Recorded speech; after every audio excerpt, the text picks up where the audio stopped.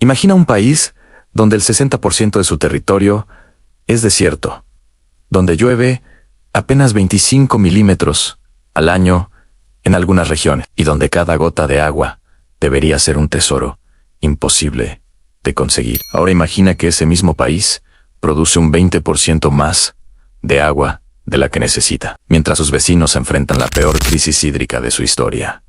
Suena imposible, ¿verdad? Pero es real. Mientras Irán advierte sobre la posible evacuación de zonas de Teherán por escasez de agua, mientras los grandes ríos de Irak transportan apenas la mitad de su caudal histórico, y mientras Siria, Turquía y Jordania ven sus campos convertirse en polvo y sus acuíferos secarse, existe un país en Medio Oriente que desafió todas las leyes de la naturaleza. Este es Israel, y su historia es la de una batalla épica contra la geografía, contra el clima y contra el tiempo mismo. ¿Cómo es posible que una nación sin ríos caudalosos, sin grandes lagos naturales y rodeada de desierto haya logrado lo imposible? La respuesta está en dos proyectos de ingeniería monumentales, separados por 6 décadas, que transformaron el agua salada del Mediterráneo en el nuevo río de un país, y convirtieron un desierto en uno de los mayores exportadores agrícolas de la región. Hoy te vamos a contar la historia más fascinante de ingeniería hídrica del siglo XXI. Una historia de visión, tecnología y determinación que cambió las reglas del juego para siempre. Prepárate, porque lo que estás por descubrir va a cambiar tu forma de ver la escasez de agua en el mundo. Para entender la magnitud de lo que Israel logró, tenemos que retroceder hasta la década de 1950. En aquel momento, el país acababa de nacer y enfrentaba un desafío existencial. Una población en rápido crecimiento, granjas que se expandían en todas direcciones, y una realidad brutal: solo contaba con una fuente importante de agua dulce natural, el mar de Galilea, conocido también como lago Kinneret. El resto del territorio era hostil. Al sur se extendía el desierto del Negev, una vastedad árida, donde las temperaturas superaban regularmente los 40 grados Celsius, y donde podían pasar semanas enteras sin una sola gota de lluvia. Los recursos de agua subterránea eran extremadamente limitados, y la situación era clara: sin agua no había futuro. Pero surgió una idea audaz, casi descabellada para su época.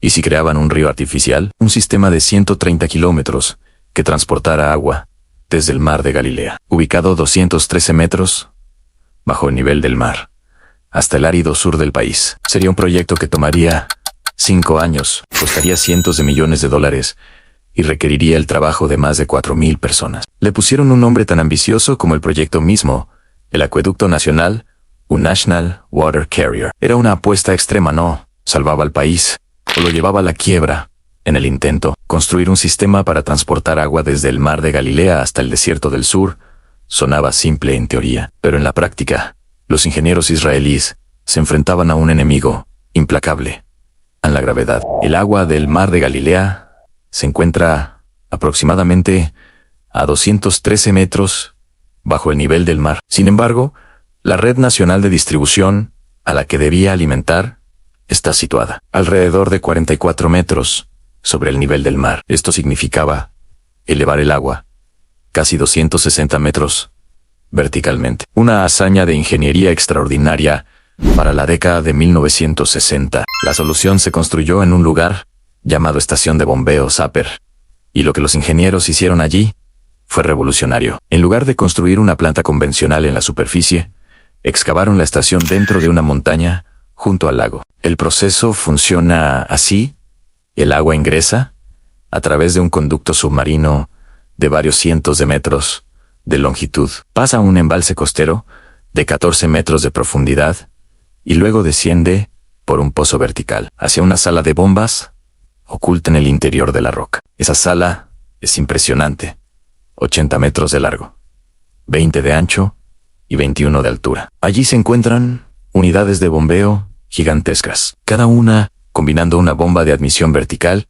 y otra de alta presión horizontal, con motores de más de 30,000 caballos de fuerza por unidad, equivalentes a aproximadamente 20 megavatios de potencia. Juntas, Estas bombas impulsan el agua del lago desde los menos 213 metros hasta los más 44 metros en una sola etapa. Un salto vertical de 257 metros. Desde allí, el flujo se dispara hacia 3 tuberías de acero a presión que se fusionan en una tubería principal de 2.2 kilómetros, capaz de transportar hasta 72.000 metros cúbicos de agua por hora, es decir, aproximadamente 1.7 millones de metros cúbicos al día. El agua finalmente llega al Canal del Jordán, donde la gravedad toma el control y la lleva hacia el sur. Alrededor de las bombas, un laberinto de túneles de servicio suministra energía de alto voltaje, controla válvulas automáticas y, en caso de emergencia, puede devolver el agua directamente al mar de Galilea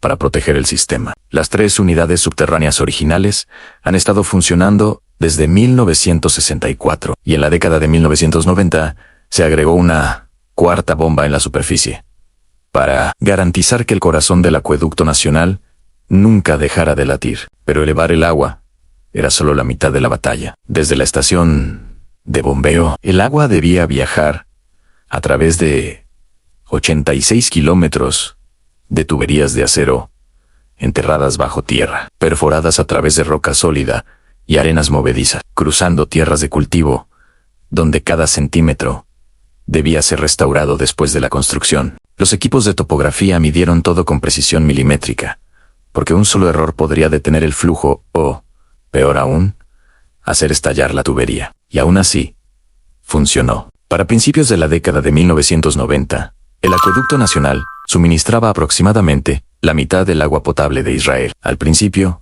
alrededor del 80% de su caudal se destinaba a la agricultura y solo el 20% a las ciudades. Pero con el tiempo, ese equilibrio se invirtió a medida que el Negev y otras regiones áridas comenzaron a desarrollarse. Durante más de 40 años, el sistema fue la línea de vida nacional, hasta que Israel enfrentó una nueva crisis a principios de los años 2000. A comienzos del siglo XXI, la población de Israel se había triplicado. El acueducto nacional ya no era suficiente para abastecer las necesidades del país. Además, una serie de sequías devastadoras empujó al mar de Galilea hasta su línea negra, el nivel oficial en el que se debe detener el bombeo para evitar daños permanentes al lago. En 2002, el gobierno tomó una decisión radical que cambiaría el curso de la historia del país al construir una cadena de enormes plantas desalinizadoras a lo largo del Mediterráneo y convertir el mar en la principal fuente de agua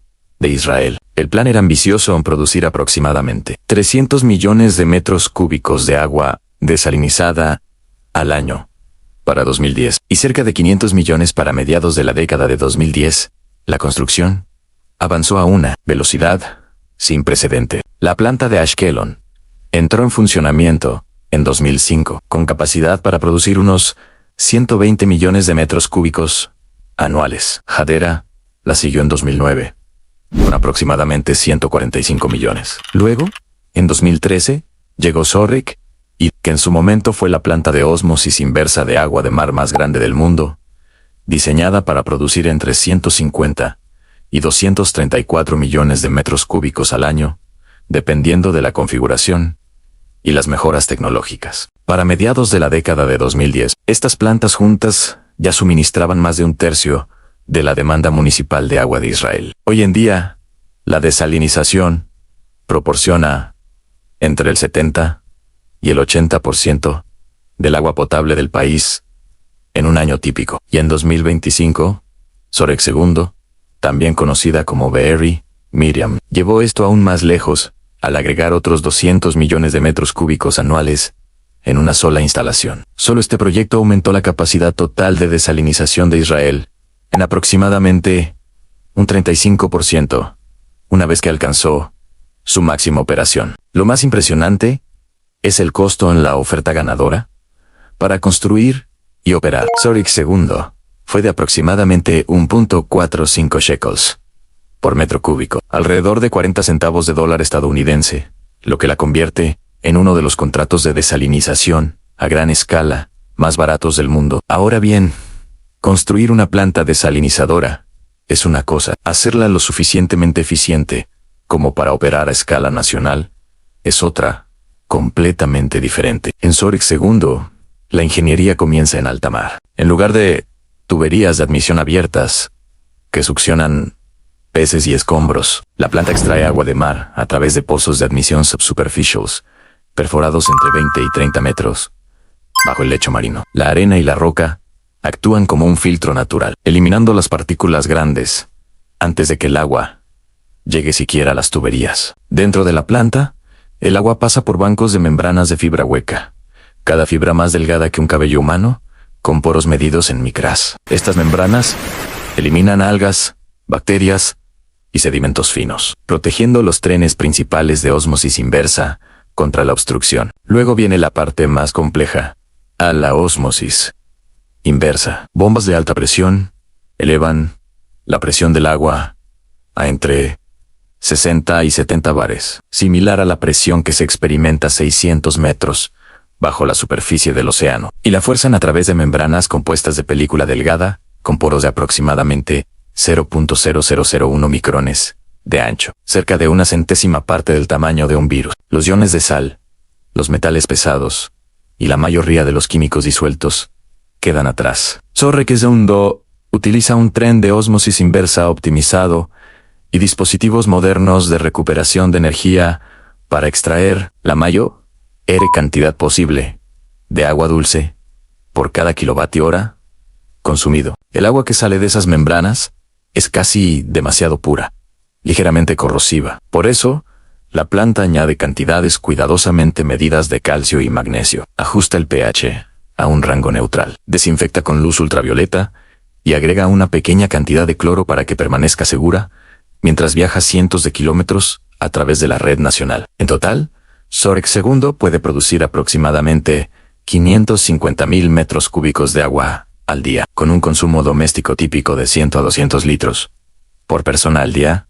Eso es suficiente agua potable para entre 2.7 y 5.5 millones de personas. Gracias a este cambio hacia el mar, Israel finalmente pudo aliviar la presión sobre sus lagos y acuíferos naturales. A principios de la década de 2000, el país todavía bombeaba alrededor de 500 a 513 millones de metros cúbicos anuales del mar de Galilea. Para el 2018 al 2019, esa cifra había caído a unos 25 millones de metros cúbicos, una reducción del 95% a medida que la desalinización y la conservación tomaron el control. Pero Israel no se detuvo en la producción de agua nueva.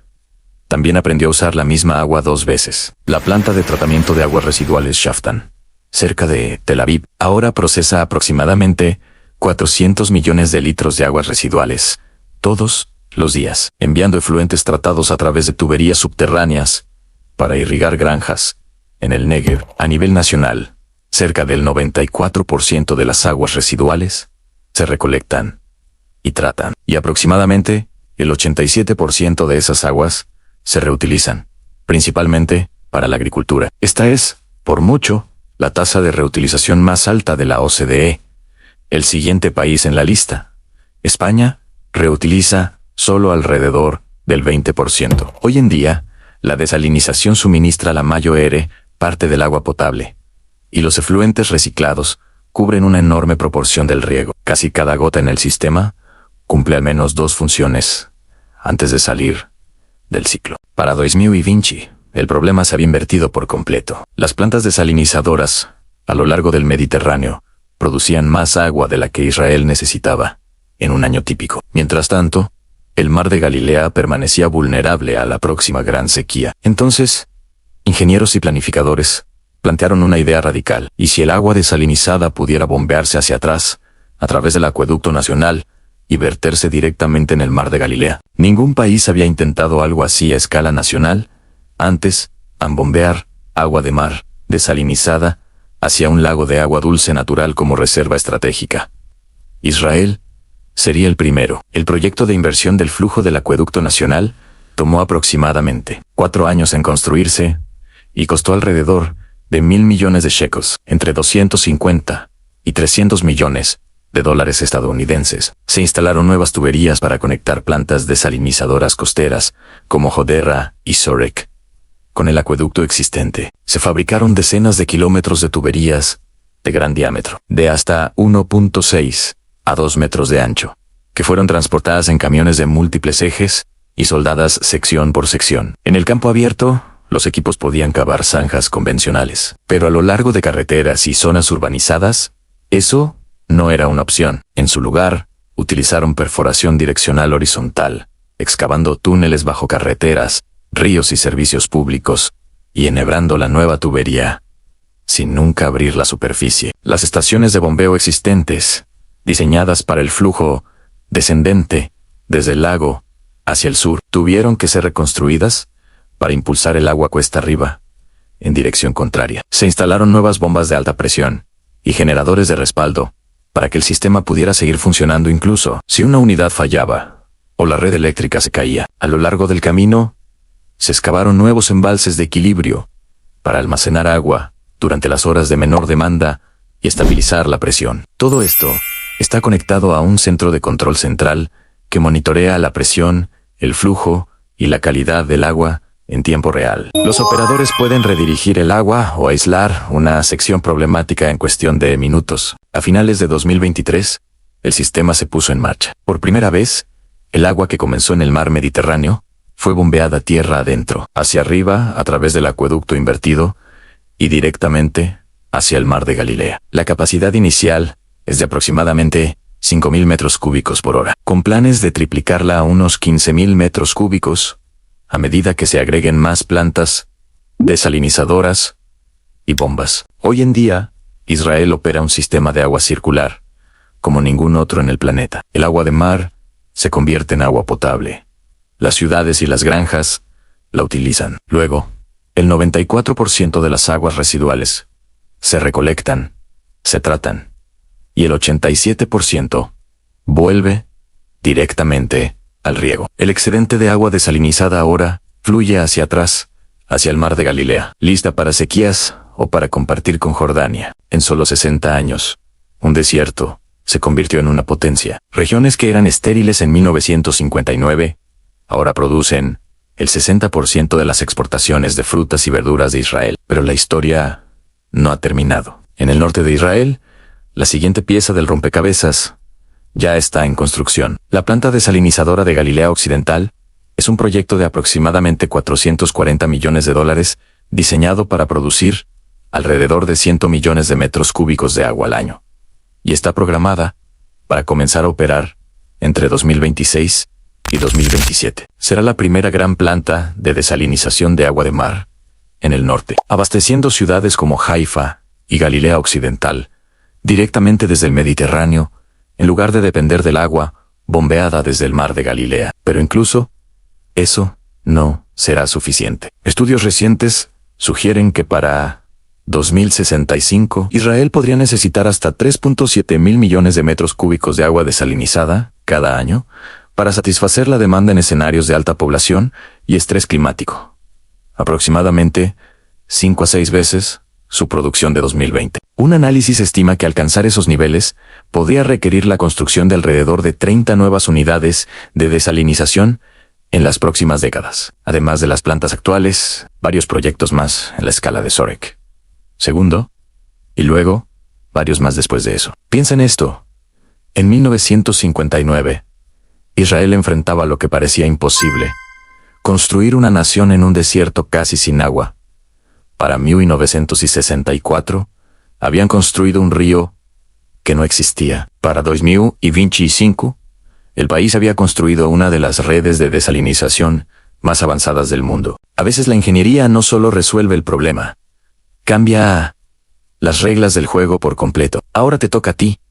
¿Qué parte de la historia del agua en Israel te sorprendió más? Déjanos tus comentarios. Y si quieres más historias de megaproyectos como esta, suscríbete a nuestro canal y mantente atento a la próxima investigación profunda.